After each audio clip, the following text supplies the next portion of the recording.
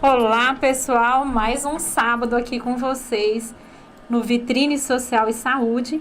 Hoje falaremos sobre um assunto muito importante, que é o Alzheimer. E quem veio para falar com a gente foi o nosso amigo, o Dr. Emerson Milhurim. Ele é médico formado pela FTM, que atualmente hoje é o FTM, desde 1995, neurologista, neurofisiologista pela USP de Ribeirão Preto. Boa tarde, doutor Emerson. Mais uma vez, muito obrigado pela sua presença aqui conosco. Prazer é todo meu, doutora Ina, doutora Elias. E esse assunto, doutor Emerson, eu vou deixar para você começar a introduzir. O que é Alzheimer? Bom, Alzheimer é o principal tipo de demência. Então, antes de falarmos de Alzheimer, inclusive muitas pessoas têm essa dúvida. Algumas pessoas perguntam, é Alzheimer ou é demência? Na verdade, funciona da seguinte forma.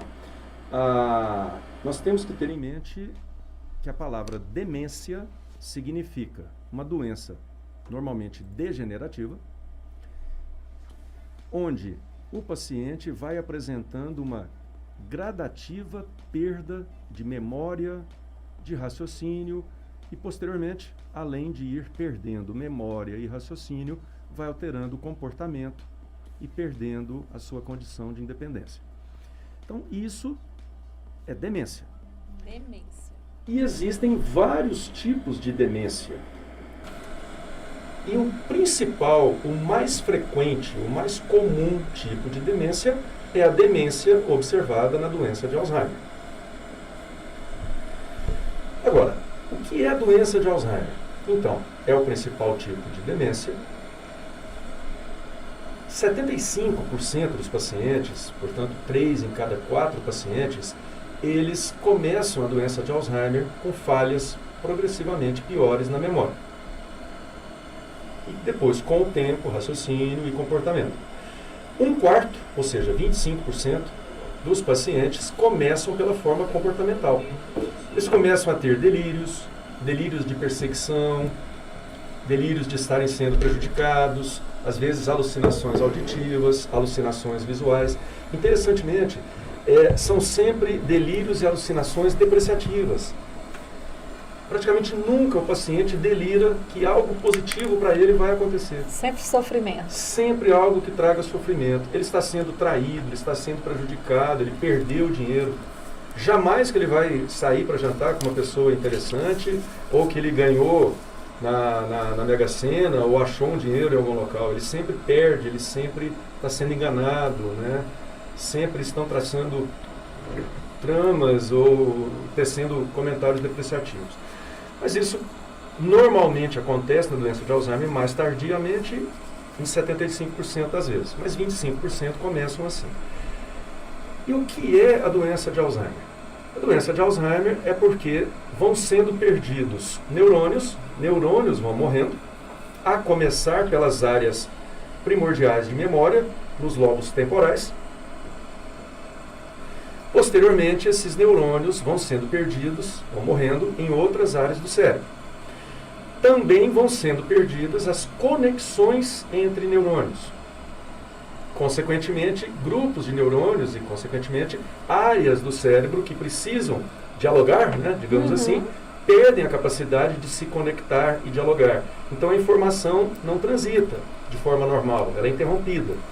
Então, a perda de neurônios, a morte de neurônios e a perda, a interrupção, a destruição de conexões entre áreas do cérebro, basicamente isso é o que provoca a doença de Alzheimer. No início, os sintomas é que definem o diagnóstico, porque você pode fazer exames de imagem, tomografia, ressonância magnética, no início da doença eles viram normais. Posteriormente, a partir de um certo grau da doença, à medida que a doença avança, vai se notando atrofia cerebral. O cérebro vai literalmente murchando, né, à medida que essa destruição de neurônios e conexões vai progredindo. Mas, doutor, assim, uma degeneração do sistema nervoso, dos neurônios, mas tem aqueles primeiros sinaizinhos que a família não que a família às vezes passa despercebida. E como não dá para diagnosticar por exames ao início, no início, quando está iniciando, como que a pessoa pode saber ou imaginar que isso está acontecendo? Quais aqueles primeiros sinaizinhos que acontecem com a pessoa quando está entrando, já aproximando da fase do idoso e começa a apresentar? Perfeito, doutora Elias. Isso é muito importante porque, basicamente, existe até um pesquisador argentino de Buenos Aires, ele costuma citar o seguinte: quando ocorre uma quebra de padrão, a família precisa ficar atenta.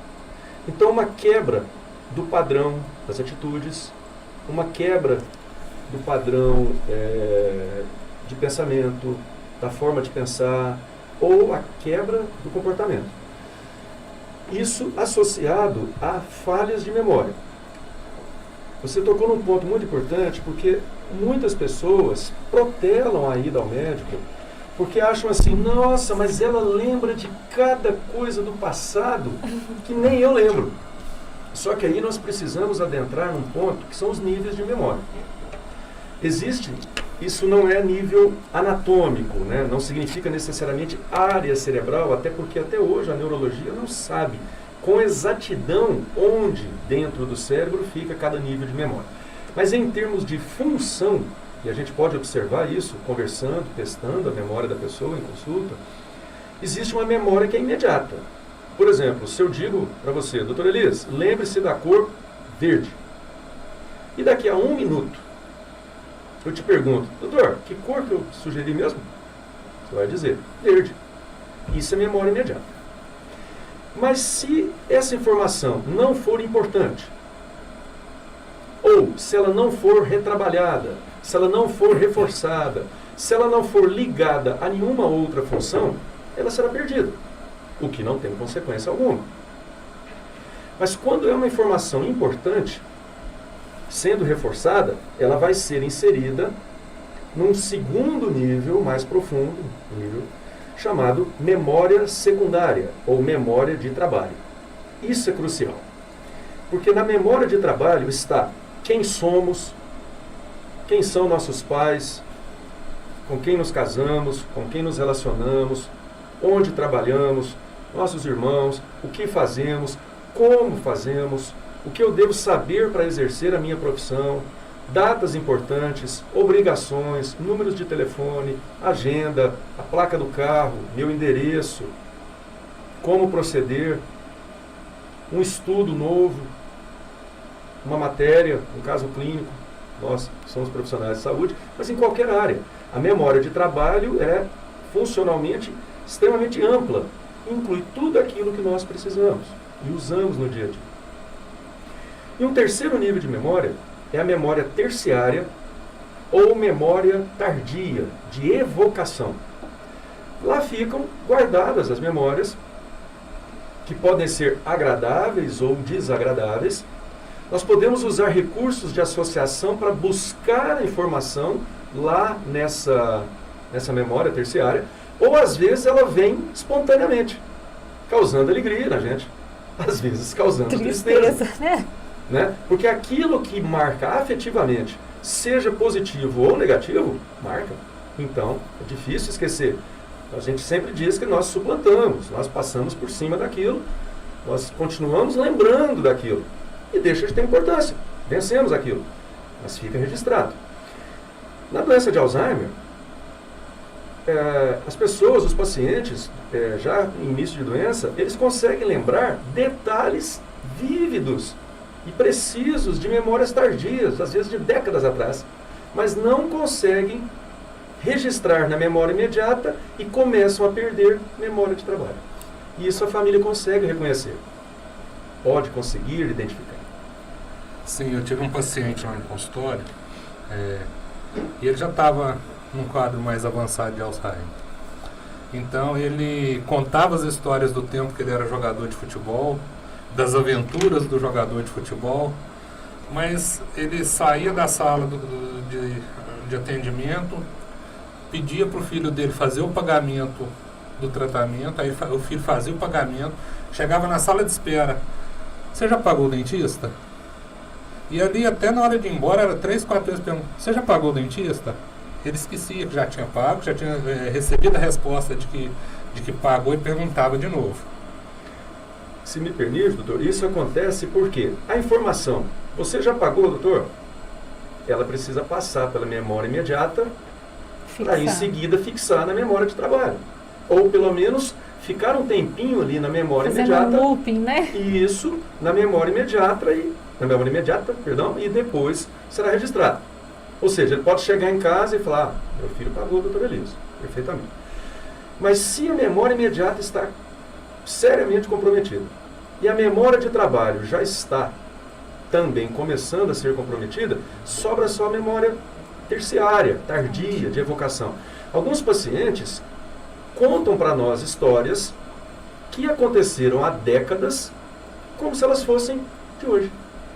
Porque como não há a memória imediata, pelo menos não há de forma plena, não há memória de trabalho funcionando bem também. Então ficam dois grandes vazios, que o paciente tende a preenchê-los com as memórias tardias. Exemplo, algum tempo atrás, um paciente meu de água comprida, muito educado, muito gentil, ele já é falecido, eu gosto muito da família. O paciente, ele me convidou, nossa doutor, a gente podia ir lá comer jabuticaba, lá na fazendinha lá do meu pai, ele faz divisa de cerca com o senhor fulano e tem um pomar de jabuticabas. Eu falei, nossa, senhor Luiz, eu adoro jabuticabas, saudoso, senhor Luiz.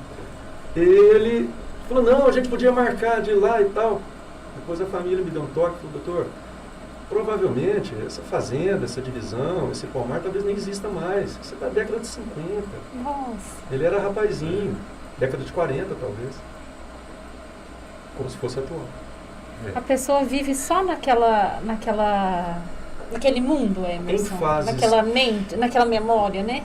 Quem está nos ouvindo, quem está nos acompanhando e conhece doença, acompanha ou já acompanhou pacientes com doença, sabe que existem flutuações. Então existem altos e baixos. Quando a memória envolve afeto, a memória recente, imediata de trabalho, pode até dar sinais de bom funcionamento. Passado algum tempo, volta-se ao padrão anterior. Por exemplo, uma coisa que acontece, às vezes o paciente é idoso e tem filhos que moram distante. Moram em algum local bem distante daqui. Vamos supor, corre um feriadão, o filho vem para visitar os pais, vem para ver o pai, acompanhar e tal. E aí, antes de ir embora, muitas vezes aconteceu de me ligarem e falar, doutor, mas o senhor tem certeza mesmo que é Alzheimer? O papai conversou comigo, eu achei ele tão bem, tão normal. Eu falo, que bom que você achou, mas eu sugiro que você então passe aqui uma semana, 10 dias, seguindo a rotina, segunda a sexta, nas rotinas normais. Aí você vai identificar. Complicado. Não é fácil para a família passar por esse momento. Não é fácil. Né, Emerson? Não é Então, fácil. o que na realidade afeta essa memória? As perdas dos neurônios? Exato. O que afeta a memória, basicamente, é a morte, a destruição dos neurônios especializados das áreas de memória, principalmente nos lobos temporais. Posteriormente, numa segunda fase, nas regiões frontais e também nas regiões parietais do cérebro.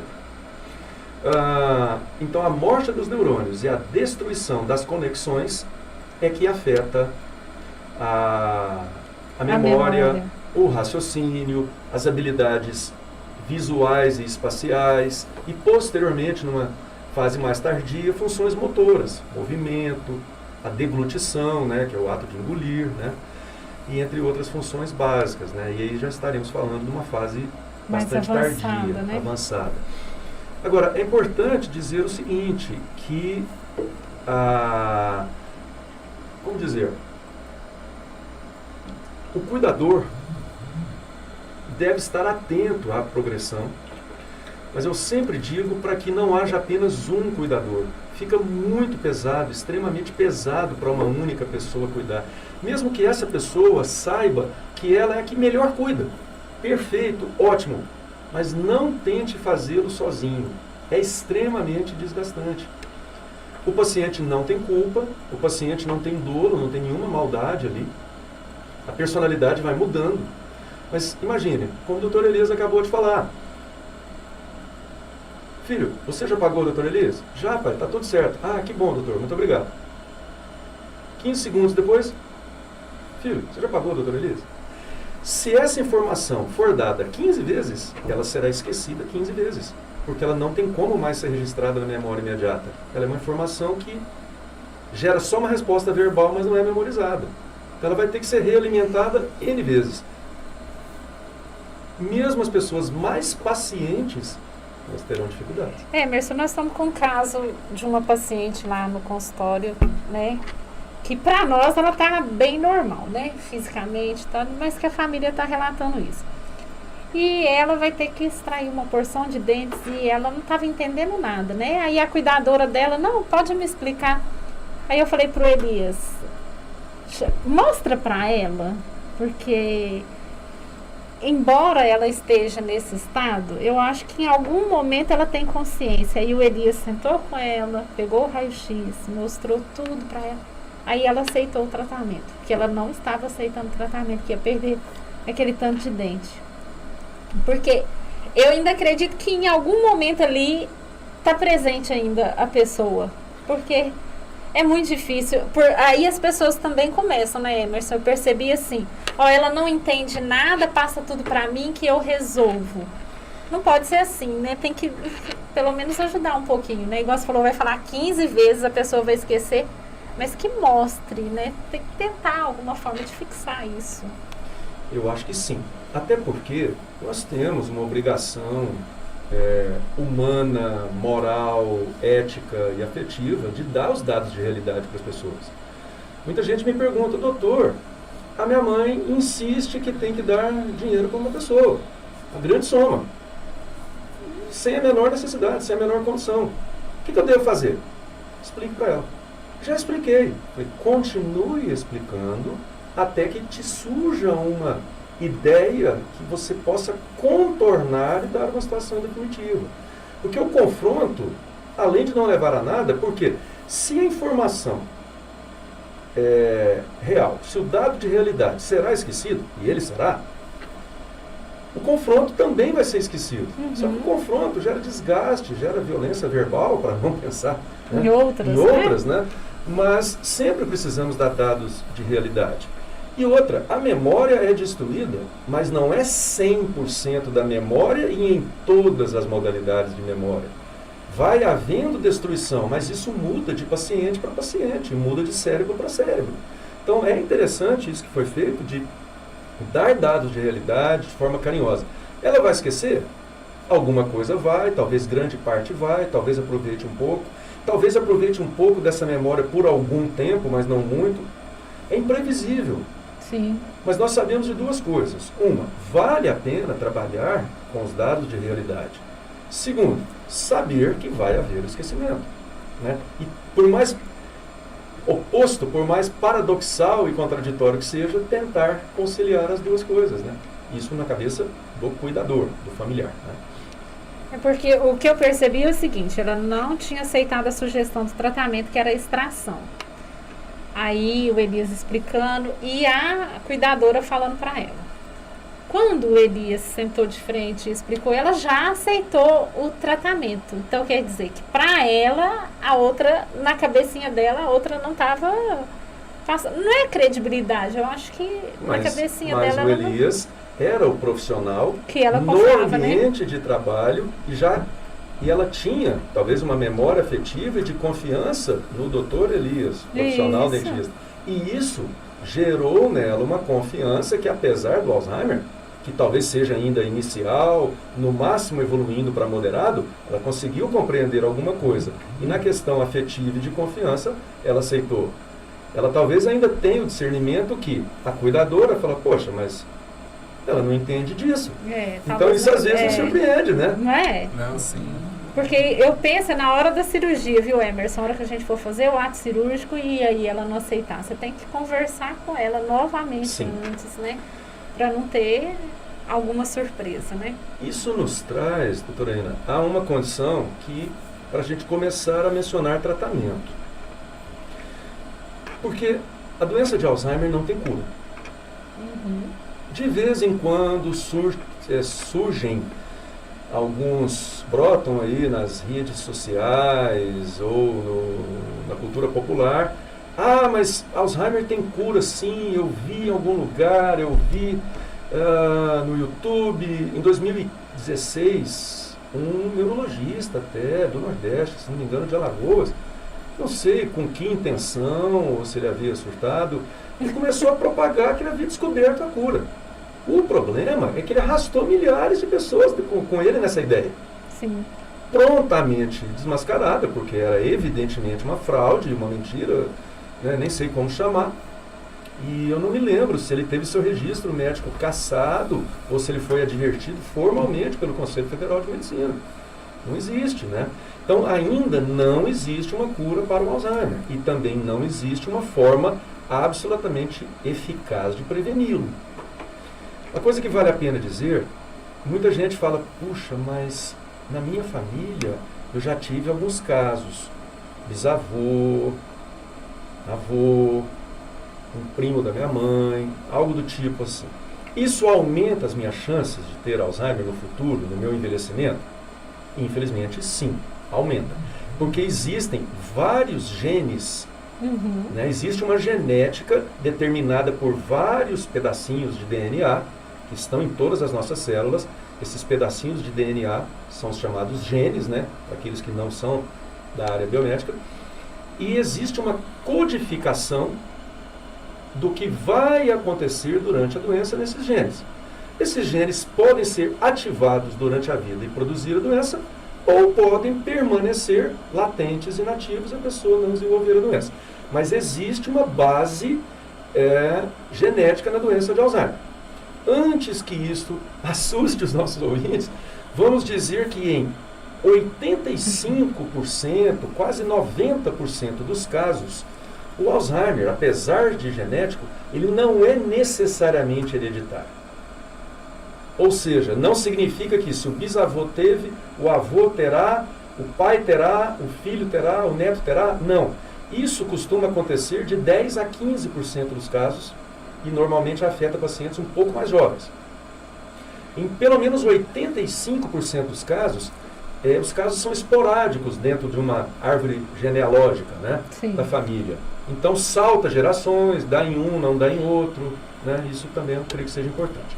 Nós temos uma pergunta aqui de uma ouvinte nossa, da Cláudia Ribeiro.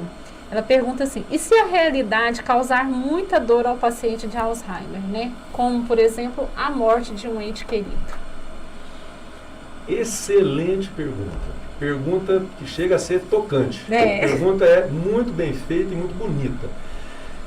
Há que se avaliar caso a caso.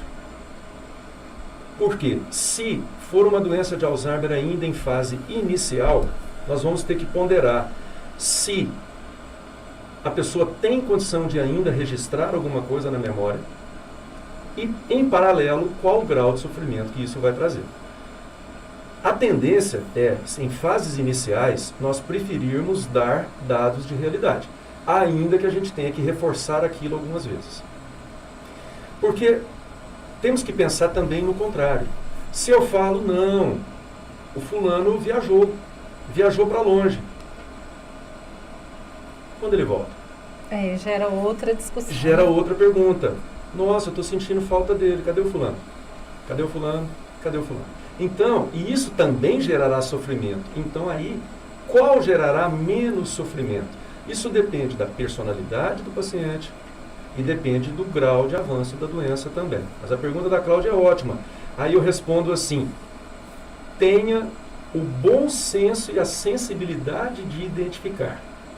Nesse caso, talvez o dado de realidade, como a Cláudia parece pensar, realmente, eu concordo com ela, pode gerar mais sofrimento do que postergar a verdade ou simplesmente omiti-la. Mas tem certas coisas que são impraticáveis. Por exemplo, eu tenho uma paciente que ela morava sozinha ainda. Fase inicial, não queria morar com familiares. Um dia estragou o portão da casa dela, o portão eletrônico.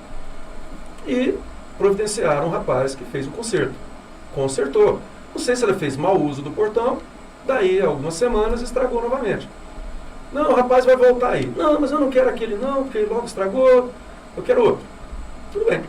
Contrataram lá uma pessoa que eles não conheciam, o rapaz foi lá, conversou bastante com ela, com a paciente, com a senhora, conversou, arrumou o portão ficou ótimo e ele cobrou R$5.000. Usando de terrível má fé. Quando o filho viu e acompanhava a conta bancária, quando o filho viu o extrato bancário, falou, o quê? Foi lá. Primeiro ela não lembrava para quem tinha sido o cheque. Nossa. Quando ele de muito insistir, ela conseguiu lembrar, ela falou, ué, mas o que tem de estranho? O portão ficou ótimo, o rapaz era tão bonzinho. Ou seja, ela perdeu o juízo de valor econômico. Então o dado de realidade, até para a proteção do paciente, precisa ser dado e ponto. Mas é bom senso, né, em cada uma dessas avaliações. É uma excelente pergunta. E, Emerson, uma curiosidade. Eu estava estudando sobre esse assunto, né? Eu queria que você falasse também. É perceptível em estudos, por que o Alzheimer é mais em mulheres? Olha, tá aí uma pergunta que eu não sei ao certo a resposta. Não sei se há uma resposta concreta. Na verdade, eu digo que é real porque é o famoso estudo epidemiológico, Sim. que vocês na odontologia também estudam. Então, assim, se você pega uma longa série de casos ao longo de um intervalo de tempo bastante extenso, então dá para se juntar em grandes centros, em grandes faculdades de medicina mundo afora, você juntar milhares de novos casos. E quando você faz a separação por sexo, homens, mulheres, em mulheres predomina. Então esse é um dado real. Porque ele deriva da estatística. Sim. Então epidemiologicamente e estatisticamente é um fato concreto. Agora, o porquê, por que mecanismo, por quais mecanismos isso acontece, não se sabe ainda. E eu, pelo menos, desconheço. Ainda não tem os dados, né? Pois é, mas Elias, só um minutinho, deixa eu só falar com o pessoal aqui, ó. Rodolfo, olha aqui, por favor, se tá tudo certo. Olha só, pessoal, mais uma vez, tá? O cantinho da Edna, né? Coisas da Edna, veio aqui para nós com essa linda caixa aqui, ó. Nós preparamos para vocês, o sorteio vai ser daqui a pouco, viu? Mais pro final do programa. Fiquem atentos.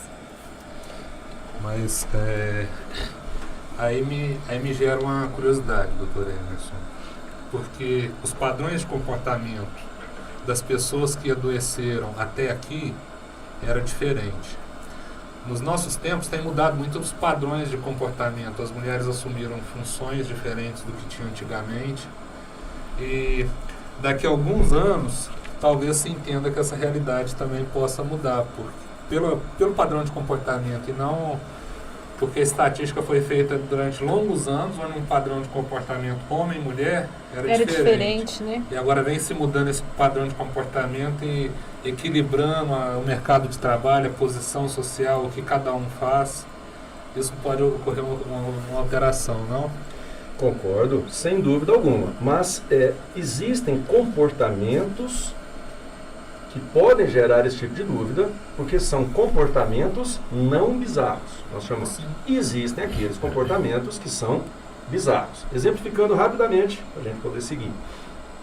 Por exemplo, um paciente meu, ele gostava muito, como nós, né, doutor, de acompanhar futebol. Então, ele, domingo, 16 horas, a esposa o ajudava, ligava a televisão para ele assistia o futebol. Até aí ele parecia coerente, acompanhando a partida de futebol, domingo às 16 horas. Após o futebol, entra, não sei, eu não acompanho sinceramente, o Domingão do Faustão. Uhum. Ele chamava a esposa dele e falava assim, bem, olha lá, ó, tá vendo aquelas moças lá, ó, estão se insinuando para mim. Oh. Esse é um delírio bizarro. Sim. Tem pacientes que moram numa casa, tem 2 terrenos baldios e depois uma outra casa. Uma paciente minha afirmava, e nada a demovia da ideia, que uma criança pequena, que morava 3 lotes para lá, na outra casa, dentro do condomínio, ficava xingando e mexendo com ela o dia inteiro. A filha me chamou em off no canto e falou: doutor, é absolutamente impossível pela distância. Só que esse delírio já não é bizarro. Porque ele é plausível. Não é real pela distância. Mas se fosse uma casa mais próxima, e nós sabemos que algumas crianças são arteiras e terríveis, né? Poderia ser verdade. Uma vez, na minha época de residência, lá nos anos 90 ainda, me pediram para ver uma moça. Primeiro surto psicótico. Uma mulher bonita, exuberante, 40 anos. Primeiro surto psicótico. A boa psiquiatria diz que, num primeiro surto psicótico, você precisa descartar causas orgânicas. Um AVC, uma inflamação cerebral, um coágulo, uma meningite viral, coisas do tipo. Então, me mandaram uma mensagem, né, pelo meu bip, eu falei: ok, daqui a pouco eu vou ir. Fui lá e conversei com a moça. A moça estava bem vestida, muito lúcida, muito consciente, respondeu tudo que eu perguntei, examinei ela toda, tudo normal, tomografia normal. A gente ficava discutindo se íamos ou não fazer uma punção para descartar alguma inflamação cerebral, meningite, meningoencefalite, etc. Mas ela repetia o seguinte: falou: doutor, me trouxeram aqui para a psiquiatria porque eu estou convicta que eu vou matar minha filha do meu marido. Nossa. Eu falei: mas o pai dela? Falou: não, eu sou casada pela segunda vez. A minha filha tem 18 anos. E ela está tendo um caso com o meu segundo marido. E isso é inaceitável. E a minha vontade é de acabar com ambos. E eu sei que isso vai me provocar. Mas eu não vou conseguir viver com essa ideia. E voltava a calma dela. Esse delírio não é bizarro. Era real? Não era real? Eu nunca fiquei sabendo se era ou não real. Mas ele é plausível. Enquanto outras pessoas falam assim: o barulho da geladeira está me dando uma mensagem. Esse é um delírio bizarro. Algumas pessoas estão, por exemplo, nós estamos numa cidade considerada quente, né? E parece que tem ficado cada vez mais quente ao longo dos anos, né? Alguns se mudaram, outros abandonaram, outros não se interessaram mais em fazer parte da pesquisa, mas algumas centenas chegaram ao final da pesquisa em 10 anos. Só que eles separaram as pessoas. Quem gosta e topava fazer exercício físico regular pelo menos 3 vezes por semana, e aqueles que não gostavam e optaram por permanecer sedentários. Certo. Depois de 10 anos, pasmem, o grupo que se exercita tinha 90% menos casos de início de demência. Olha só. Mais significativo que isso não tem jeito, gente. Então, o exercício físico, ele é crucial para o bem viver, inclusive para evitar a possibilidade, ou, na pior das hipóteses, empurrar para frente, né, postergar a possibilidade de demência. Então, vamos treinar o cérebro, vamos treinar o físico também. Lembrando que a gloriosa Organização Mundial de Saúde define da seguinte forma: está em atividade física quem pratica pelo menos 1 hora por dia, em 3 dias na semana, um exercício de intensidade moderada ou intensa. Ah, sim. Isso é atividade física. Então, a gente que fala: eu dou uma caminhada 1 vez por semana. Isso não é atividade física. Eu jogo futebol aos sábados. Isso é atividade física. Final de semana. Do ponto de vista, também já fiz isso. Hoje eu tento não fazer. É o atleta de final de semana. Além de ser perigoso, porque você nunca está condicionado. Sim. Para, do ponto de vista de preservação cerebral, não é útil, né? Então, isso é realmente interessante. Agora, a alimentação, fica claro que obesidade aumenta qualquer tipo de possibilidade de inflamação no organismo. O índice de demência em obesos é consideravelmente maior do que em não obesos. Então, uma dieta pobre em frituras, pobre em azeite, pobre em óleos, gorduras insaturadas, com menos açúcar, principalmente o açúcar processado, carne grelhada, carne branca, eu não estou falando da carne de frango, estou falando da carne de peixe. Peixe, né? O salmão, o peixe branco. grelhado, verduras no bafo. Por exemplo, na região mediterrânea, daí o nome dieta mediterrânea. Eu ia te perguntar da alimentação Malta, deles. Na região sul da Itália. Né, eu e minha esposa, nós temos um casal de amigos que nós adoramos, né, eles hoje moram no interior de São Paulo, né, e eles tiveram, esse meu amigo é neto de italianos, né, então ele foi ao sul da Itália, ele foi até a região próxima ali a Sicília, então ele vê aqueles verdadeiros anciões, eles ficam ali na janela, você vê, são pessoas de 90 anos, 100 anos, viu aquele casal de forasteiros, né, e ele... calvo, muito loiro, do olho muito azul, chapéu. As senhoras chegavam na janela e falavam, mas não é daqui não. Esse aí parece com a gente, mas não é daqui. Tem alguma coisa errada com esse casal. Sabe? E você conversa com aquelas pessoas muito idosas e tal. Na ilha de Okinawa, que no arquipélago que constitui o Japão é a ilha mais ao sul, né?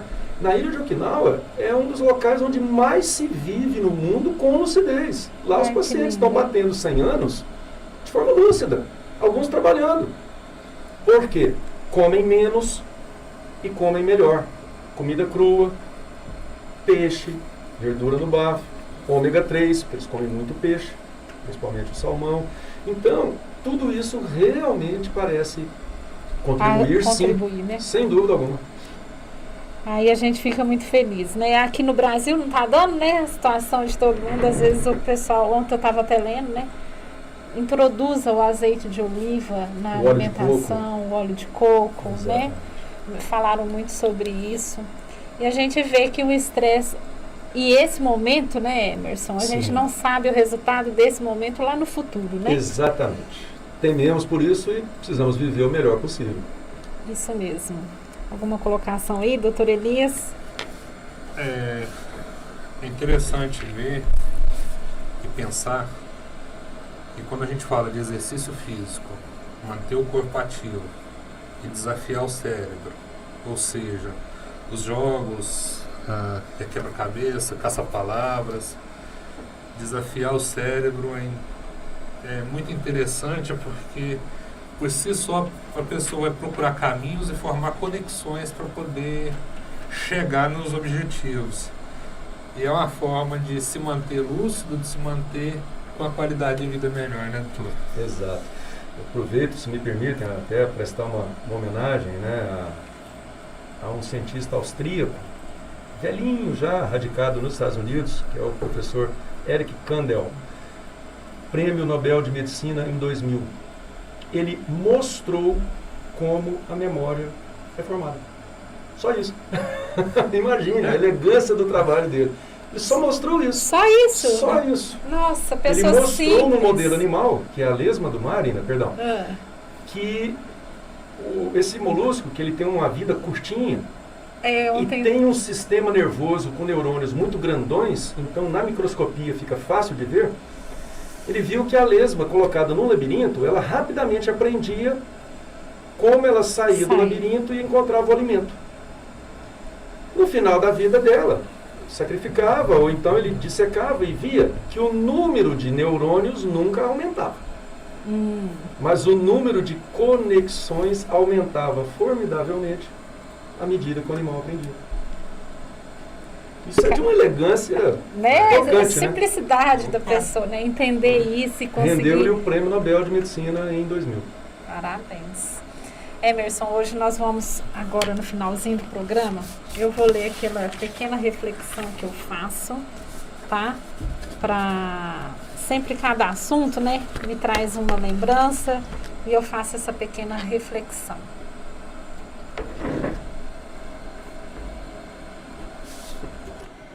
E hoje, como o assunto é de interesse de todos nós vamos envelhecendo, né, Emerson? Estamos envelhecendo. Por hora com saúde, eu creio, né? Mas estamos envelhecendo. Que bom, né? Graças a Deus. Que bom que estamos envelhecendo. Sem pressa, né, doutor? Sem pressa. Não carece pressa. Então, hoje o assunto foi o Alzheimer e eu escrevi exatamente assim.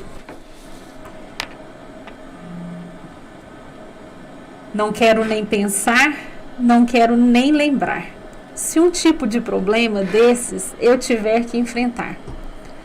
Somente das minhas lembranças me lembrar. Depender da condição de aprender todos os dias. Perder a capacidade de comunicação, de cognição. Lembrar do passo a passo, que é muito importante, desde que não seja... Lembrar do passado é muito importante, desde que não seja para ser seu prisioneiro. Mas, como o tempo é sorrateiro, é bom dos pensamentos aprender a cuidar. Uma boa alimentação, trocar de caminho várias vezes para não se acostumar e saber que vários caminhos me levam ao mesmo lugar. Exercícios físicos é essencial para manter a organização dos pensamentos, dos sentimentos e da pressão arterial. E não adianta não. Quem não se cuidar e na velhice chegar, pode esquecer desse grande aviso que vamos dar. Se cuide a partir de agora, para prevenir ou retardar uma doença que pode te visitar. Exercite seus cérebros com leituras, jogos de memórias, outros idiomas também dá para se esforçar. O importante é não parar. Cultive as amizades, cuide bem do coração, das suas emoções, para ter liberdade de seus pensamentos, garantindo assim a sua existência dentro de você mesmo. Um forte abraço a todos, pessoal. Dr. Emerson, muito obrigado. Eu deixo aberto para você, para a sua última colocação, para as pessoas que nos ouviram aqui até agora. A minha colocação é, em primeiro lugar, meu agradecimento pelo espaço, pela oportunidade, pela elegância, né, do programa em nos convidar e nos oferecer todas as condições. E aqui eu estou entre amigos, né, com A maiúsculo, e tenho um grande orgulho e prazer de estar aqui. E dizer que tudo isso que nós estamos enfrentando vai passar. Mais alguns meses e a gente vai começar a se livrar de tudo isso. Vamos continuar com os cuidados, né, com os cuidados mínimos, né, necessários a todos nós, mas tudo vai passar. Sejamos fortes para isso, né? Doutor, não esquece de falar do seu Instagram, do canal do YouTube. Ah, é mesmo? O senhor tem postado lá coisas interessantíssimas, informações de extrema importância. Por favor. Muito obrigado pela oportunidade. Vamos lá. O Instagram é um Instagram absolutamente profissional. É Dr. Emerson Milhorim. Tudo emendado. Esse é o nosso Instagram. E temos também o blog www.emersonmilhorim.com.br. Tem bastante conteúdo interessante lá e aos pouquinhos a gente está aumentando. Verdade. Eu agradeço a presença do senhor aqui. A gente sabe que pode contar e nós vamos convidá-lo mais vezes. Tem muitos assuntos interessantes que a gente precisa discutir, debater, informar e se torna extremamente necessário. Eu queria lembrar a vocês, ouvintes, que a Rádio Gospel nos abriu as portas aqui para esse programa. E a Rádio Gospel, você que é empresário, você pode trazer o seu negócio para ser anunciado aqui. Não é que você vai fazer um gasto com propaganda, você vai fazer um grande investimento. A Rádio Gospel, ela tem uma abrangência muito grande. Então traz o seu negócio para cá. Eu quero agradecer a todos os nossos ouvintes, tanto pelo YouTube, quanto pelo aplicativo da rádio, pelo FM. Fiquem todos com Deus. Muito obrigado. Até sábado que vem, mais uma vez com Vitrine Social e Saúde.